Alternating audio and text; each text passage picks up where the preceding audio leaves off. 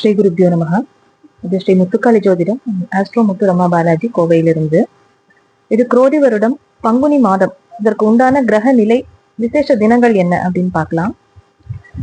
மாத பிறப்பு 14/3/2025 மாலை 6:50 சூரியன் மீன ராசிக்குள்ள பிரவேசம் பண்றார். பங்குனி மாத பிறப்பு.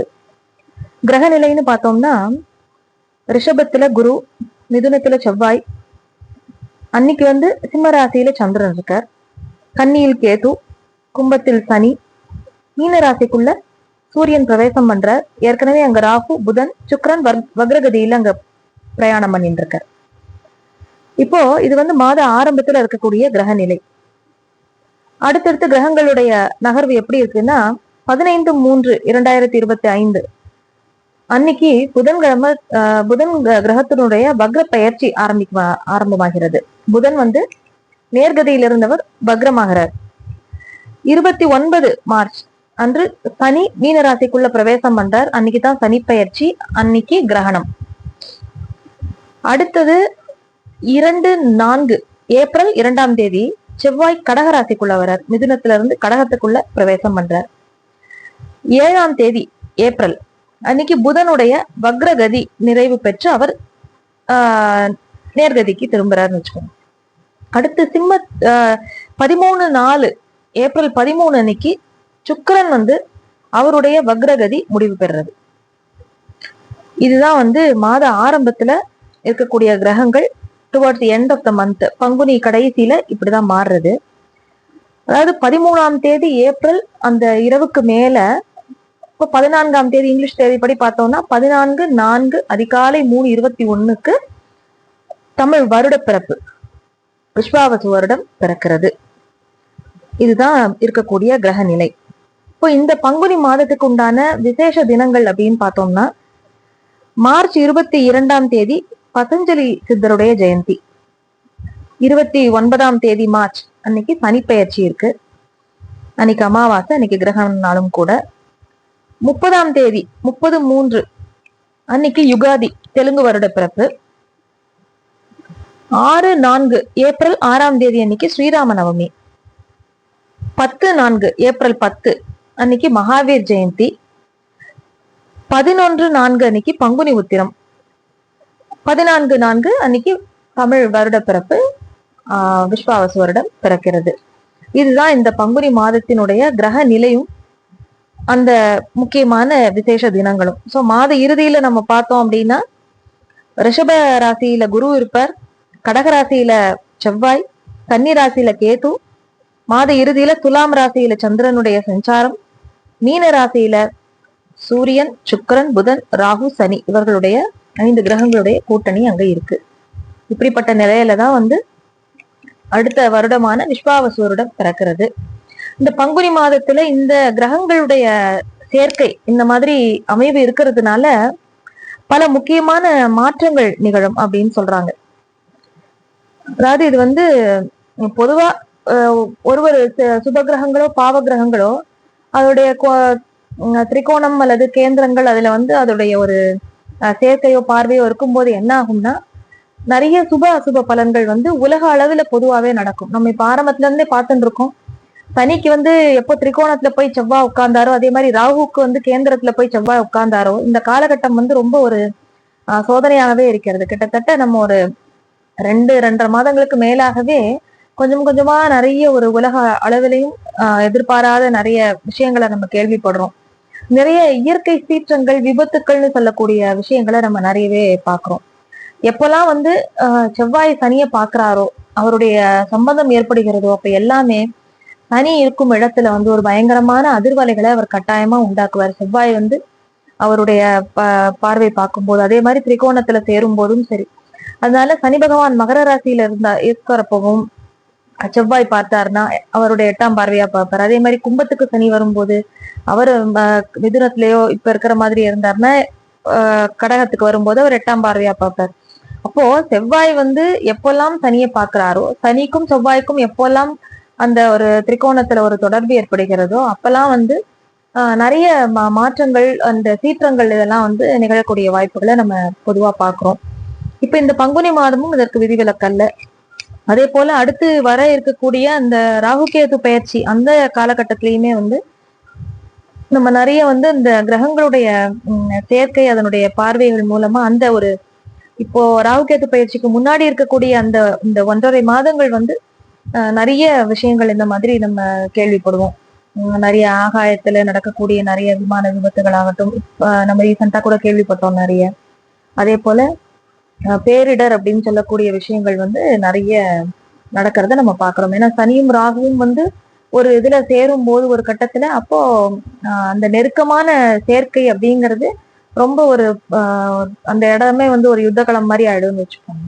அந்த மாதிரியான ஒரு பலன்களை தான் அது கொடுக்கும். இந்த நிலைமையில இப்ப வந்து இந்த பங்குனி மாதம் எல்லா ராசி லக்னத்துக்கும் எந்த விதமான பலன்களை கொடுக்க போறது அப்படின்னு நம்ம பார்க்கலாம். ஏன்னா இப்ப நம்ம ஆல்மோஸ்ட் இந்த பங்குனி மாதம் முடிஞ்சு புது வருஷம் சித்திரை மாசம் பிறக்கிறது இல்லையா, அதுல இருந்து ஒரு அடுத்த ஒரு 1.5 மாதங்களுக்குள்ளேயே நமக்கு வந்து ஒரு மாதத்துக்குள்ளேயே அடுத்த முக்கியமான பயிற்சிகளுக்காக காத்திருக்கும். ராகுகேது பயிற்சியும் குரு பயிற்சியும் இருக்கு. அப்போ அதன் மூலமா நிறைய நல்ல விஷயங்கள் எல்லா ராசி லக்னக்காரர்களுக்கும் நிறைய நடக்க இருக்கு. அதனால சனிப்பயிற்சி பலன்கள் ஏற்கனவே நம்மளுடைய சேனல்ல போட்டிருக்கிறத நீங்க பார்த்து நல்ல ஆதரவு கொடுத்துருக்கீங்க, மிக்க நன்றி. அதே போல மாசி மாத பலன்களும் நம்ம போட்டிருந்தது நிறைய நல்ல வரவேற்பு இருக்கு. இப்ப இந்த பங்குனி மாதத்திற்கு உண்டான ஒரு ராசி லக்னத்துக்காரர்களுக்கும் உண்டான பலாபலன்களை விரிவாக பார்க்கலாம்.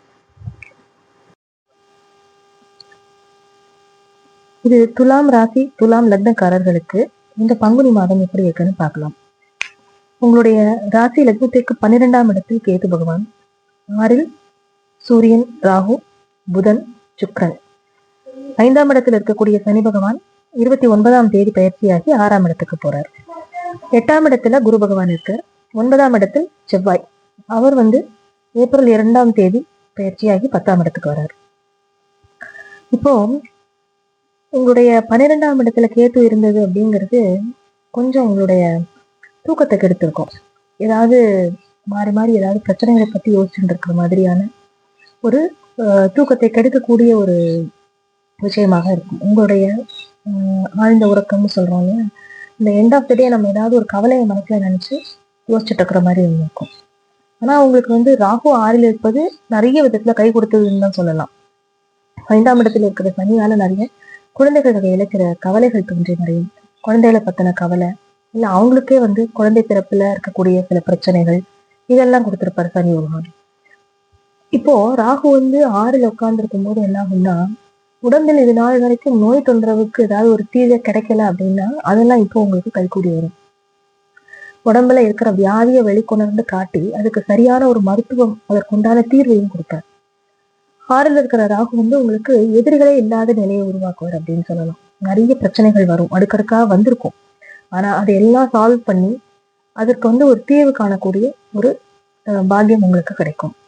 ராசிநாதன் லக்னாதிபதி சுக்கிரன் போய் 6ல் உட்கார்ந்து இருக்கும் போது நிறைய பேருக்கு பெண்கள் வகையில நிறைய தொந்தரவு இருந்திருக்கும், அவங்களுக்கு தொல்லைகள் இருக்கும். அதே போல சில பேருக்கு வந்து திருமணம் வாய்ப்பு வந்து அது நிச்சயமாகி அப்புறம் அது கைகூடாத நிலைமை, இந்த மாதிரி நிறைய சிக்கல்களையுமே கொடுத்திருக்கும். சில பேர் வந்து அவங்களுடைய விருப்பத்திற்கேற்ற திருமணத்திற்காக காத்திருந்து அது வந்து கைகூடாமல் முறிந்து போறதுக்கான வாய்ப்புகளும் இருக்கு. ஆனா உங்களுக்கு அடுத்து திருமணத்திற்கு உண்டான யோகமும் உண்டு, அது கட்டாயமா நடக்கும். குரு பகவான் அடுத்து பயிற்சியாகி 9க்கு போகும்போது நின்று போன திருமணம் நடக்கும். மறுமணத்துக்காக காத்திருப்பவங்களுக்கு அது நடக்கும். அதற்கு எல்லாமே வாய்ப்புகள் அதிகமாக உண்டு. இப்ப குரு வந்து 8ஆம் இடத்துல உட்கார்ந்து நிறைய நஷ்டத்தை கொடுத்தாரு. எப்படின்னா உங்களுடைய உறவு சிக்கல்கள் நிறைய, வேலையில நிறைய பிரச்சனை. சில பேருக்கு இந்த வேலையை விட்டுறலாம், நாளைக்கு போவே வேண்டாம் ஆஃபீஸ்க்குங்கிற நிலைமைக்கு நிறைய பேரை யோசிக்க வச்சிருப்பாரு. அதே மாதிரி ஒரு தொழில உங்களுடைய கூட்டாளிகளுடனான கருத்து வேறுபாடு, கணவன் மனைவி உறவுல நிறைய சிக்கல்கள், இந்த மாதிரி பிரச்சனை எல்லாம் நிறைய கொடுத்திருப்போம். அது எல்லாமே இப்போ நிவர்த்தியாகி உங்களுக்கு அடுத்து வரக்கூடிய ஒரு 1.5 மாதங்கள்ல உங்களுக்கு நல்ல நல்ல மாற்றங்களை தரக்கூடியதாக இருக்கிறது.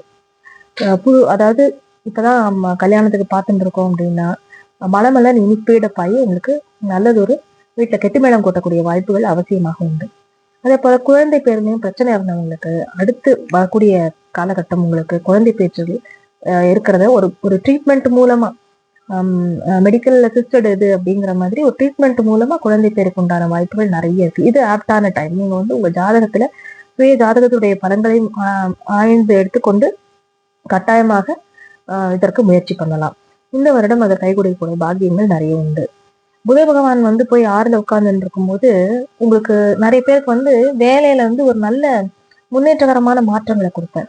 ஒரு புதிய ஒரு ரோல் சேஞ்ச் இருக்கிறது, இல்லாட்டி புதிய பதவி ஒண்ணு உங்களுக்கு கிடைக்கிறது, இது மாதிரியான நல்ல நல்ல மாற்றங்களை கொடுப்பாரு. இருக்கிற இடத்துல மரியாதை கிடைக்கும். முதல்ல அதாவது நம்ம ஸ்தான லாபம்னு சொல்லுவோம். நம்ம இருக்கிற இடத்துல நமக்கு நல்ல மரியாதை கிடைக்கும். நமக்கு மேல இருக்கிறவங்க நமக்கு நல்ல உதவி பண்ணுவாங்க. நம்ம சீனியர் ஆபீசரோ சீனியர் போஸ்ட்ல இருக்கிறவங்க நமக்கு நல்ல ஆதரவாக இருப்பார்கள். கூட இருக்கிறவங்களோட ஒத்துழைப்பு கிடைக்கும். இருக்கிற இடத்துல கொஞ்சம் நிம்மதியா வேலை செய்ய முடியும்.